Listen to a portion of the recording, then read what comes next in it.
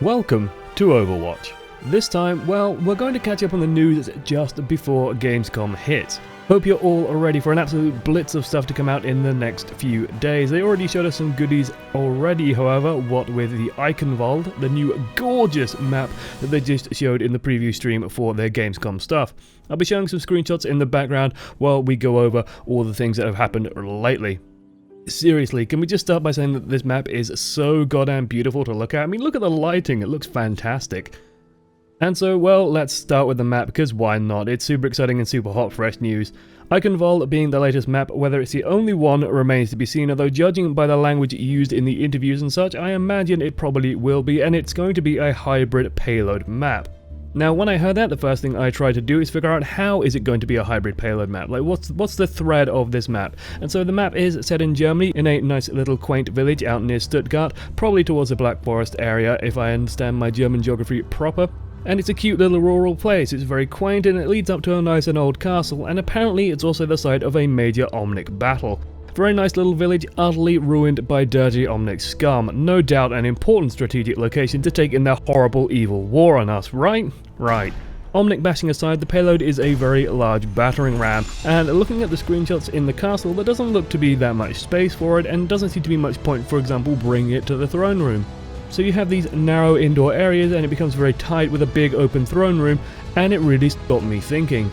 What if it's a reverse hybrid map? You get the ram to the door, you bash it down, and then you take the throne room. I hope I'm right, because that's honestly going to be pretty cool, and it also does something very clever with the new rank system, which means ties are going to be very unlikely. I'll touch on that more later, but it's kind of subtle and it's kind of a clever idea. I think it's going to be really cool. Otherwise, the map seems to have 3 stages like most other maps: the village, the lead up to the castle, and then the castle itself. The designers mentioned that stage 2 in particular is going to be very, very vertical and very good for Widowmaker apparently, which pleased me immensely. Overwatch starts to get interesting, by the way, when different stages of the maps and different areas of the map require very different comps and approaches, so I'm looking forward to seeing what Eichenwalde brings towards that.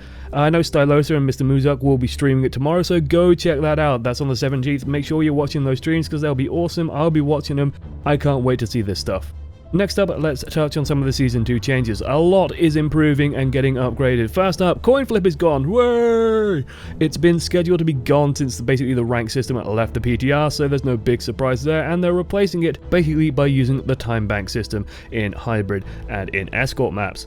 In short, you'll play all the maps the same way that 2 control point is played, so if you have a 3-minute blitz on King's Row, you can basically expect another shot at trying to hold the map and trying to do the same that they are doing, accruing points as you move through checkpoints.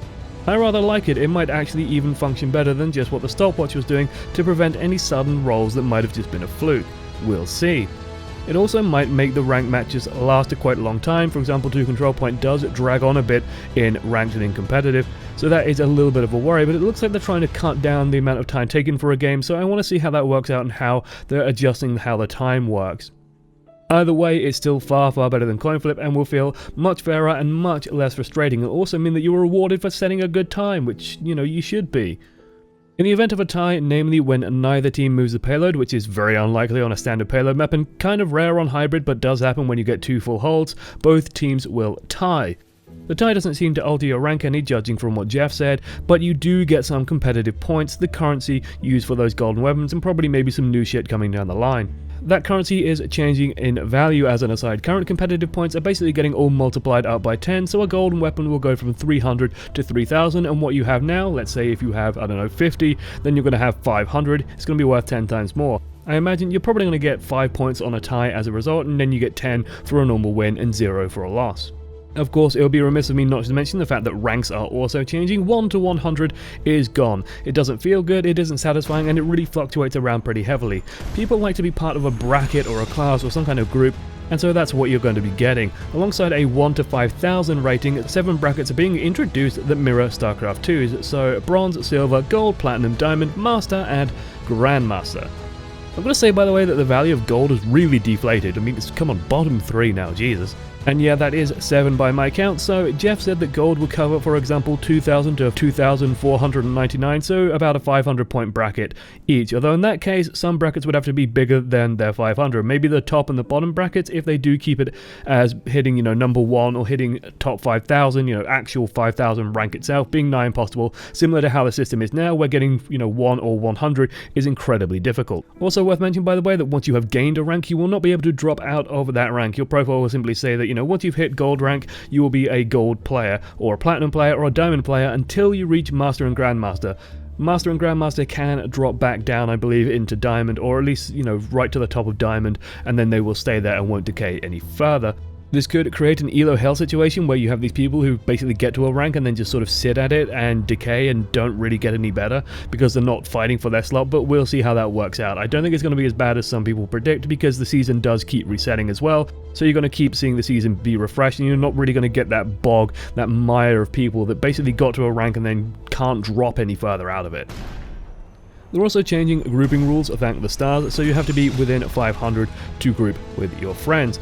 This stops something that I was seeing a little bit too often for my liking, where people will bring, for example, a rank 50 smurf or a rank 50 friend into higher rank games to basically tank the average rank of the team.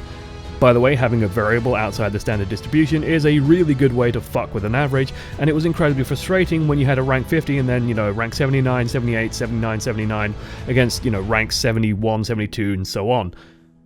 We'll see if that needs tightening up or loosening though with time, but I imagine that too many people won't struggle with it, as I imagine you're probably within about 500 rank of most of your friends at the very least. And if you're further than 500 rank away from your friends, well, maybe you want to consider if you really want to be grouping with them in competitive, being fair. Finally, one change that never really occurred to me, but thinking on it was really badly needed, is they are making Time Bank fairer. Previously, if you did sink down to under 2 minutes, the game basically rolled you up to 2 minutes again. Now it can only go up to 1 minute, and anytime you gain, so let's say if you had 30 seconds left on the clock, the game gives you 30 seconds, the game will also give the enemy team 30 seconds. That way, both teams have realistic time to secure a point, because let's say you had 15 seconds on the clock, well, there's no point of just giving you 15 seconds. But the enemy team also gets the exact same amount of time. It's much fairer and much better. At the end of the day, Season 2 is looking way better than Season 1, but we always knew it would. I'm just glad to see a lot of iteration and improvement on a variety of systems, making it a lot more fun and a lot more interesting going forward. I'd also like to see the ability, by the way, to add map preferences and that kind of thing still, so you don't get Hanamura and Volskaya 4 times in a row, but, well, one step at a time, I guess. More maps does mean we do need to start considering, though, having a rotating map in and out of a map pool for competitive. Exciting times. Thanks for watching to the end. If you're watching, by the way, why there was no pro roundup this week, real life got busy and esports got all quiet as well, with only having the Overwatch Open finishing up its qualifier, so there wasn't too much to talk about either. It was a pretty cool thing to watch, some interesting games coming out there. But yeah, it wasn't really worth the time and effort putting one of those out this week. With Gamescom coming up especially, well, expect a huge amount of content coming forward as we do see all the new stuff start pouring forward. It's gonna be hype. Toodles.